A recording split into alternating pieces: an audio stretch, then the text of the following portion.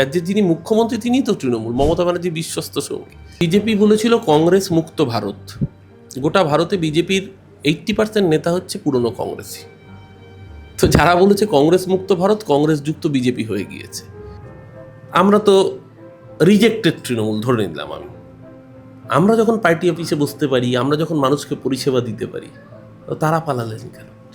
সেই কম্পাউন্ডাররা, যাতে গাড়ি আগে 5টা গাড়ি থাকতো, পিছনে 4টে গাড়ির কনভয় থাকতো, 2 ডজন করে সিকিউরিটি থাকতো, তারা পালালেন কেন? তারা তো এই দুর্দিনে কর্মীগুলো পাশে থাকতে পারতেন। কল্যাণদা যতই সমালোচনা করলো, কল্যাণদা তো মাঠ ছেড়ে পালায়নি।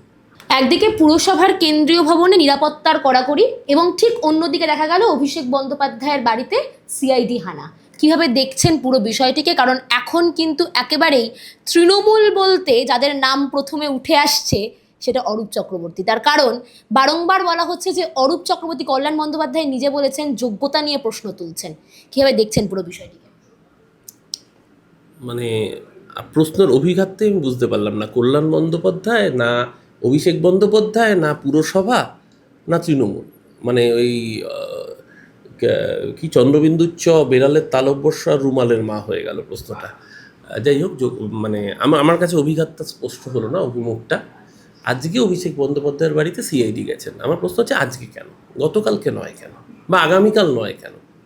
তার কারণ অভিষেক বন্দ্যোপাধ্যায় আজকে বলেছেন তিনি মৃত তৃণমূল কর্মীর পরিবারের বাড়ির সাথে দেখা করতে যাবেন। তাহলে কি কোথাও এই বাজারেও বিজেপি ভয় পাচ্ছে অভিষেক বন্দ্যোপাধ্যায়কে? তাহলে আজকেই কেন তার বাড়িতে সিআইডি যাবে? তার মানে যে কথা আমি আগের দিনও বলেছি সেটা প্রাসঙ্গিক, যে অভিষেক রাস্তায় নামলে বিজেপি কি সিঁদুরে মেঘ দেখছে, অশনি সংকেত দেখছে? হ্যাঁ, অভিষেক বন্দ্যোপাধ্যায় রাস্তায় নামলে বিজেপি হয়তো তাকে হেকেল করবে, আক্রান্ত হতে পারেন, রক্তাক্ত হতে পারেন। কিন্তু আজকে দাঁড়িয়ে যদি বিজেপির আক্রমণের মুখে দাঁড়িয়েও তৃণমূল কর্মীদের পাশে অভিষেক দাঁড়াতে পারেন, আগামী দিনের নেতার নাম অভিষেকই হবে। মমতাদি একদিনে মমতাদি হননি। হাজরা মোড়ের মার খেয়েছেন, রক্তাক্ত হয়েছেন, রাইটার্সে মার খেয়েছেন, সিঙ্গুরে মার খেয়েছেন, কেশপুরে মার খেয়েছেন, সারা বাংলা জুড়ে কর্মীদের পাশে দাঁড়িয়েছেন। তারপর বাংলার মানুষ তাকে মসনদ দিয়েছিল।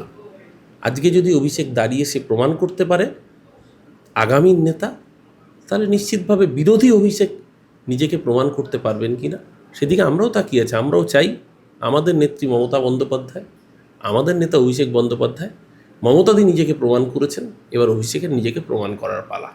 কল্যাণদার স্টেটমেন্টের কাউন্টার স্টেটমেন্ট আমি দেবো না। কল্যাণদা বলেছেন যে আমরা অযোগ্য। আমি সত্যিই অযোগ্য, আমার যোগ্যতা নেই। কল্যাণদার ছেলে যখন ছাত্র রাজনীতি করতো, আমার আন্ডারে ছাত্র রাজনীতি করতো 2006-07 সালে যখন যোগেশচন্দ্র চৌধুরী কলেজে পড়তেন।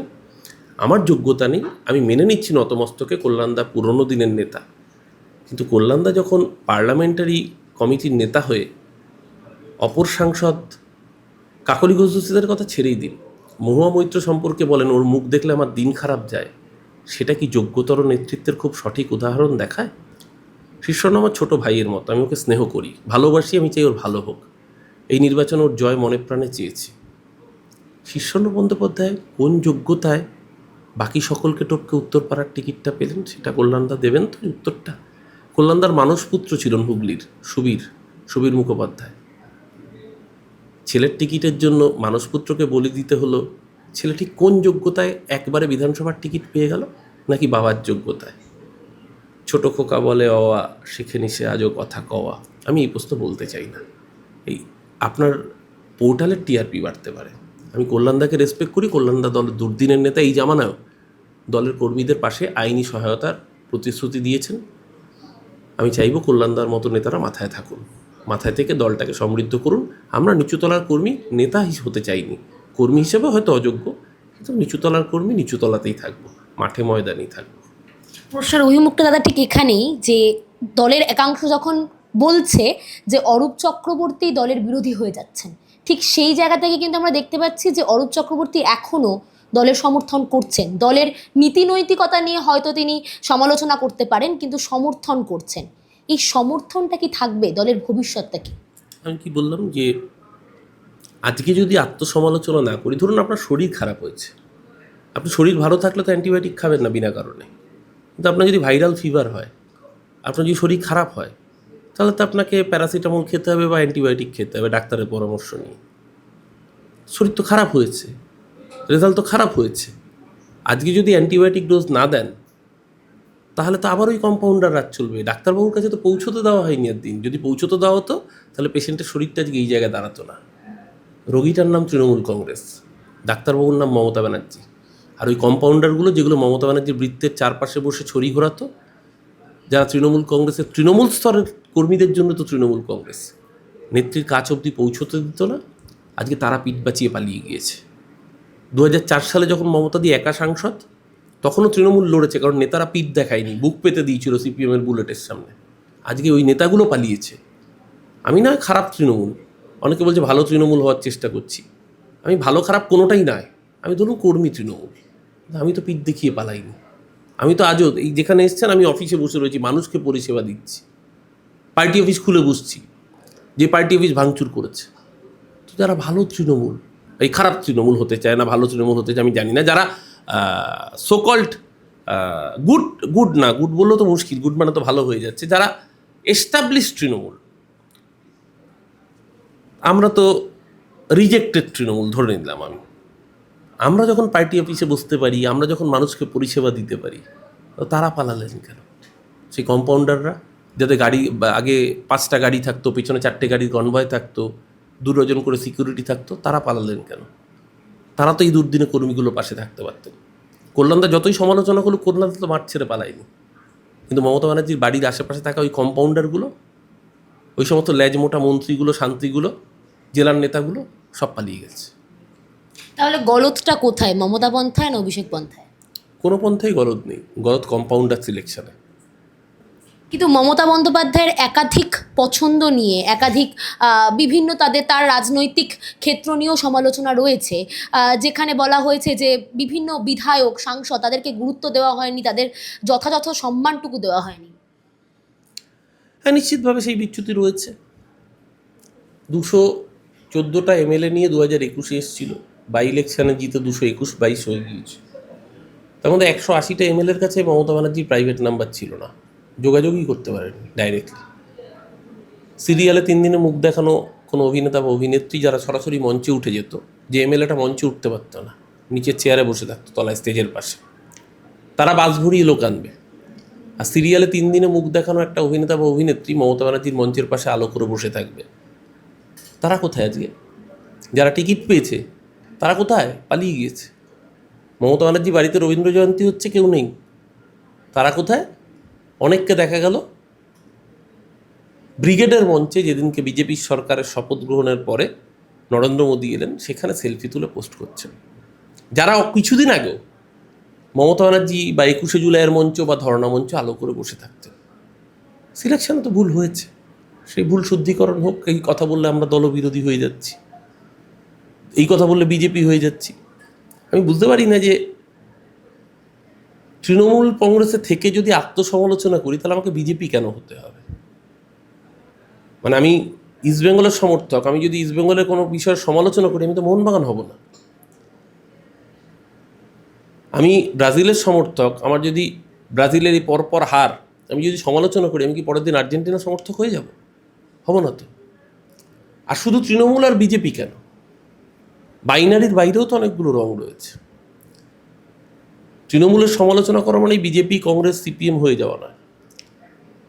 আপনি যেরকম এখন হাউ পোর্টালে কাজ করছেন, এর আগে একটি দৈনিক সংবাদপত্রে কাজ করতেন, আপনি তারও আগে আরেকটি পোর্টালে কাজ করতেন। তা আপনি পুরনো পোর্টাল ছেড়ে একটা সংবাদপত্রে গেছেন, সেখান থেকে আরেকটি পোর্টালে এসেছেন, একটা পোর্টাল ছেড়ে আরেকটা পোর্টালে গেছেন। একজন সাংবাদিক, সে তার চ্যানেল ছেড়ে আরেকটা চ্যানেলেও যেতে পারে, চাইলে সে নিজস্ব একটা ইউটিউব চ্যানেলও খুলতে পারে। তৃণমূল ছেড়ে বিজেপি কেন ধরতে হবে?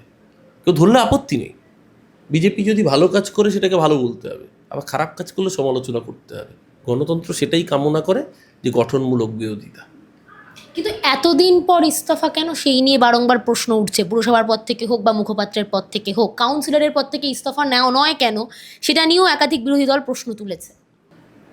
মুখপাত্র পদ থেকে ইস্তফা এই কারণেই, কারণ মুখপাত্রের কাজ চ্যানেলে, মিডিয়ায় গিয়ে বক্তব্য রাখা দলের পক্ষে, বা পার্টি মিটিংয়ে পাবলিক অ্যাড্রেস করা। আমরা যে বক্তব্য রেখেছি সেই বক্তব্য মানুষ রিজেক্ট করেছে, তার জন্য আমরা ভোটে হেরেছি। তো মানুষ যখন প্রত্যাখ্যান করেছে সেই পথটা আঁকড়ে বসে থাকলে তো আমিও সেই কম্পাউন্ডার সেকশনে পরিণত হবে। তার থেকে নতুন যারা এসছে তাদের জন্য জায়গাটা যদি না করি, তাহলে আমরা তো পারফর্ম ভালো করতে পারিনি, তার জন্য তো দলটা হেরেছে। তাহলে নতুন যারা এসছে তাদের জায়গাও ছাড়বো না, এটা তো হতে পারে না। আমি যদি দলের ভালো চাই তাহলে তো আমাকে সেই জায়গাটা থেকে সরে আসা উচিত, যারা আরও বেটার ওয়েতে কাজ করতে পারবে, যাতে আগামী দিন আরও ভালোভাবে। আজকে যদি 2024 আমাদের পারফরমেন্স ভালো ছিল, আমাদের পার্টি 22 থেকে 28 29 হয়েছিল, সেই আলোর বৃত্তের আলোটুকু যদি নিতে পারি 2021-এ যখন ওই কঠিন লড়াইয়ে তৃণমূল জিতেছে, তখন যদি মুখপাত্র হিসেবে গর্বিত হতে পারি, তাহলে আজকে আমার পারফরমেন্স নিয়ে আমার খারাপ লাগা থাকবে না কেন? আমি ছাড়বো না কেন? জনপ্রতিনিধির পদ আমার পার্টি নমিনেট করেছে, সিম্বল দিয়েছে ঠিক। ভোট তো আমাকে শুধু পার্টির মানুষ দেয়নি, সাধারণ মানুষও ভোট দিয়েছে। কিন্তু জনপ্রতিনিধি যখন আমি হয়ে যাই, তখন আমি সকলের জনপ্রতিনিধি। আমি সিপিএমেরও জনপ্রতিনিধি, বিজেপিরও জনপ্রতিনিধি, যে কোনো দল করেন আমি তারও জনপ্রতিনিধি, তৃণমূল কংগ্রেসের তো বটেই। আজকে আমার জনপ্রতিনিধিত্ব পদ ছাড়তে আমার আগামীকালও সময় লাগবে না, যদি আমাকে পার্টি নির্দেশ দেয় নিশ্চিতভাবে। কিন্তু তার সাথে সাথে সমস্যায় পড়বে সাধারণ মানুষ, কারণ রোজ আমার কাছে সই করবার জন্য সাধারণ মানুষকে আসতে হচ্ছে। এখনও পুরসভা অল্টারনেটিভ কোনো ব্যবস্থা করতে পারেনি যে একজন পুরসভায় কাউন্সিলরের সই না থাকলেও সেই কাজগুলো হয়ে যাবে। চাইলে কালকেই আমি জনপ্রতিনিধিত্ব পদ ছেড়ে দিতে পারি, কিন্তু আমি বসে রয়েছি এখনও মানুষকে পরিষেবাটা দেওয়ার জন্য। আমি আগামী 5 মাস দায়বদ্ধ। কিন্তু অ্যাকাউন্টস কমিটির পদটা আমি মানুষের কাছে দায়বদ্ধ না, আমি পুরসভার কাছে দায়বদ্ধ। অ্যাকাউন্টস কমিটির চেয়ারম্যান আছেন, কিন্তু এই কমিটির লাস্ট 7-8 মাস কোনো মিটিং হয়নি। বর্তমান প্রেক্ষিতে আগামী 3-4 মাসেও মিটিং হওয়ার আমি অদূর ভবিষ্যতে কোনো সম্ভাবনা দেখছি না। সেই জায়গায় দাঁড়িয়ে খুব স্বাভাবিকভাবেই পদ আঁকড়ে পড়ে না থেকে পদ ছেড়ে দেওয়ার শিক্ষা মমতা ব্যানার্জির দেওয়া। কফিন কেলেঙ্কারি পরে মমতা ব্যানার্জি নিজে পদ ছেড়ে চলে এসেছিল। আমি তো মমতাদির কর্মী, মমতাদিকে দেখেই চলেছি, তাই পদ আঁকড়ে না থেকে পদ ছেড়ে রেখেছি। শেষ একটা প্রশ্নে যাব, যে বিজেপির তৃণমূলীকরণ সেটা কি সময়ের অপেক্ষা? বিজেপি বলেছিল কংগ্রেস মুক্ত ভারত। গোটা ভারতে বিজেপির 80% নেতা হচ্ছে পুরনো কংগ্রেসই। তো যারা বলেছে কংগ্রেস মুক্ত ভারত, কংগ্রেস যুক্ত বিজেপি হয়ে গিয়েছে। এবার এ রাজ্যের তো বিজেপি ও তৃণমূল, এ রাজ্যের যিনি মুখ্যমন্ত্রী তিনিই তো তৃণমূল, মমতা ব্যানার্জির বিশ্বস্ত সঙ্গী। শুভেন্দু দত্ত আমারও নেতা ছিলেন একটা সময়। তিনি যখন রাজ্যের যুব সভাপতি, আমি তার আন্ডারে সেক্রেটারি কাজ করেছি। অর্গানাইজার শুভেন্দু অধিকারী নিঃসন্দেহে দক্ষ, অ্যাডমিনিস্ট্রেটর শুভেন্দু অধিকারী নিঃসন্দেহে গুড অ্যাডমিনিস্ট্রেটর। আমি তার রাজনৈতিক বিরোধিতা করতে পারি, তাতে বাস্তবটা বদলায় না। আবার এই শুভেন্দু অধিকারী গুড অ্যাডমিনিস্ট্রেটর বলা মানে আমি কি গুড তৃণমূল, না আমি ব্যাড তৃণমূল? আমার মনে হয় আমি আপাতত না গুড না ব্যাড এভিলও হতে চাই না, আমি এই মুহূর্তে আশাবাদী তৃণমূল।